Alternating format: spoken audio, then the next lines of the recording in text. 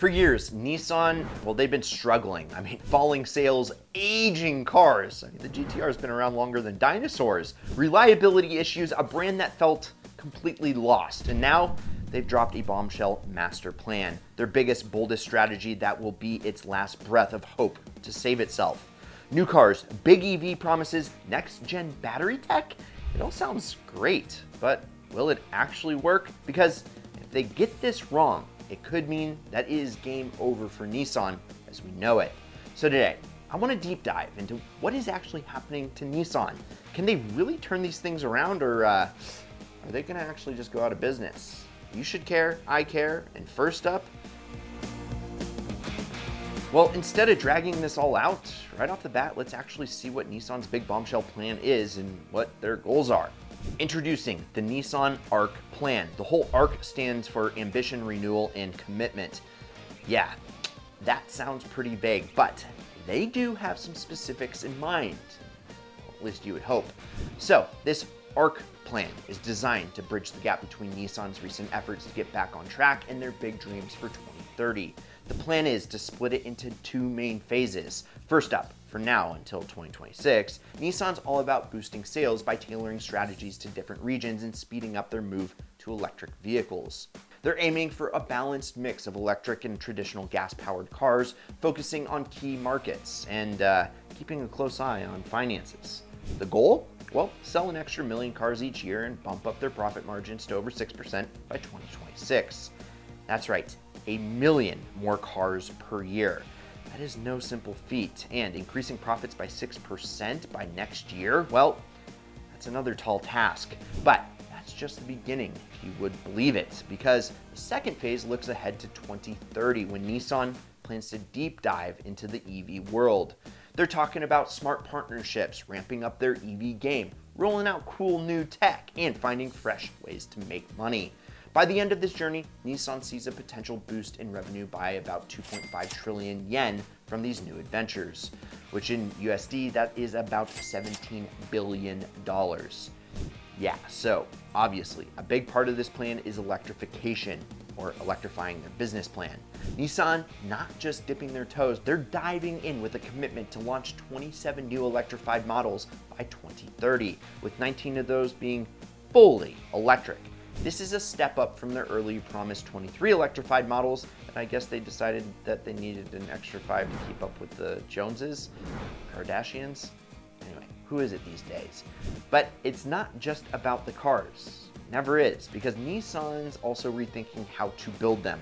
They're exploring new engineering and manufacturing methods to make production smoother and more cost-effective. Plus, they're on the lookout for strategic partnerships to help them stay competitive and spread their reach even further. Speaking of partnerships, which was in the final stages of agreement, well, is now being walked back, and there is no promise that it will ever be confirmed anytime soon, which is going to be their first big hiccup in the ARC plan.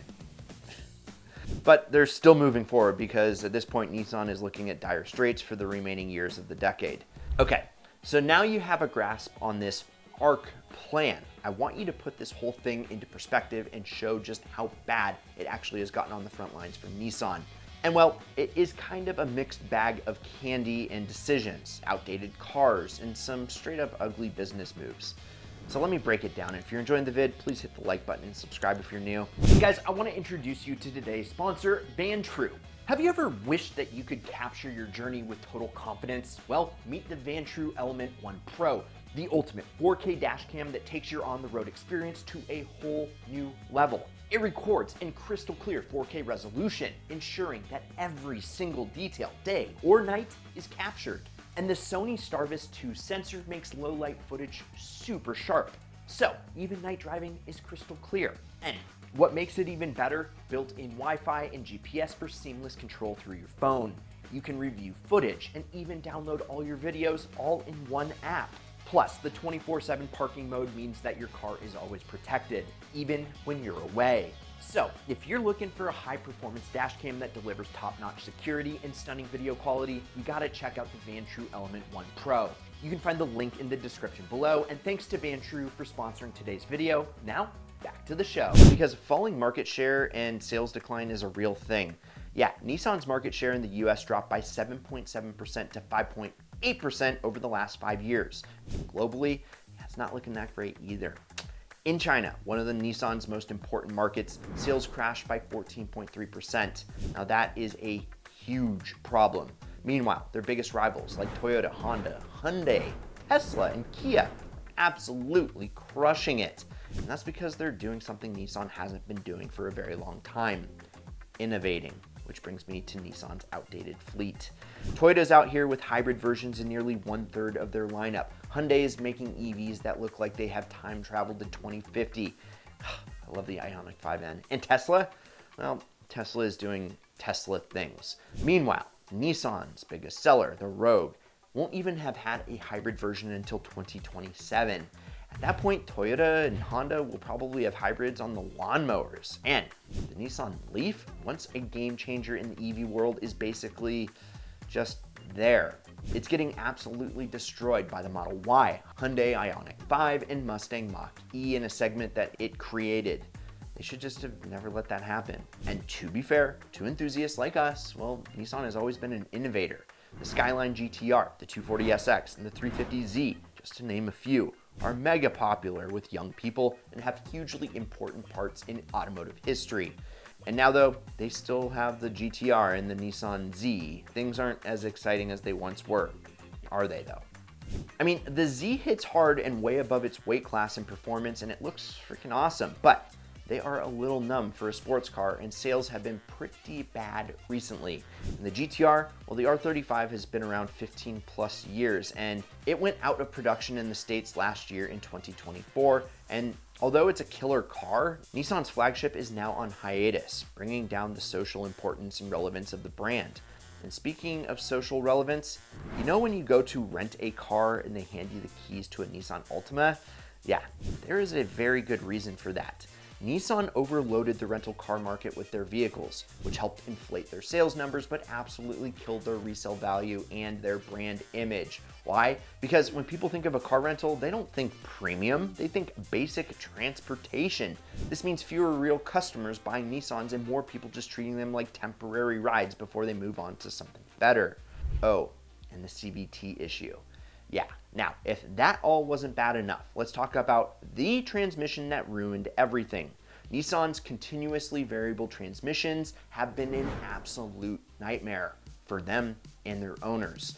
People have reported shuddering, delayed acceleration, and even complete transmission failure in past years.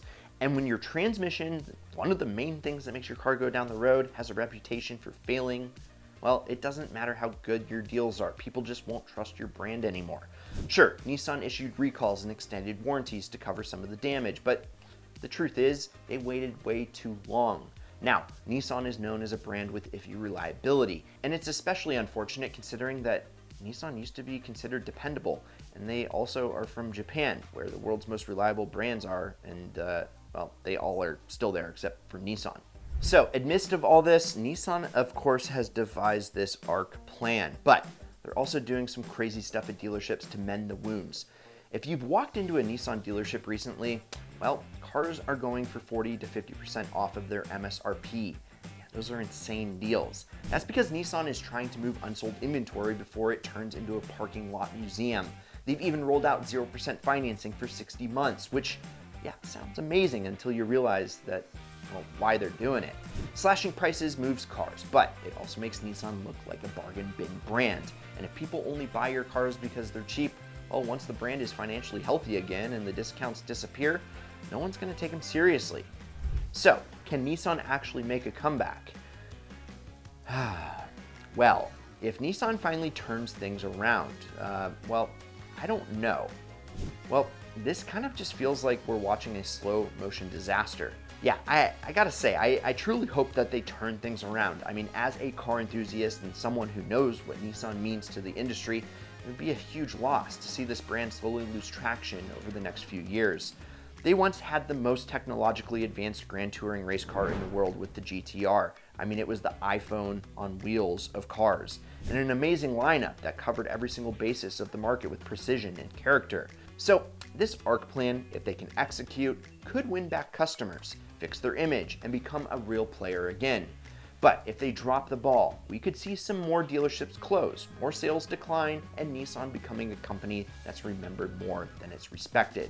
But what do you guys think? You guys are smarter than me. Is Nissan about to make the comeback of the century, or is it just delaying the inevitable? Let us know in the comments below. And if you enjoyed this vid, like, subscribe, turn on this notification bell, and check out the Auto Tempest links in the pinned first comment as well, and find yourself a cheap car, maybe a Nissan. And check out the Ideal Car Strategies, brand new free workshop. Also, check out these Ideal vids over here. I'm Brad, this is Ideal. See you next week, and promise me one thing, keep living the Ideal lifestyle.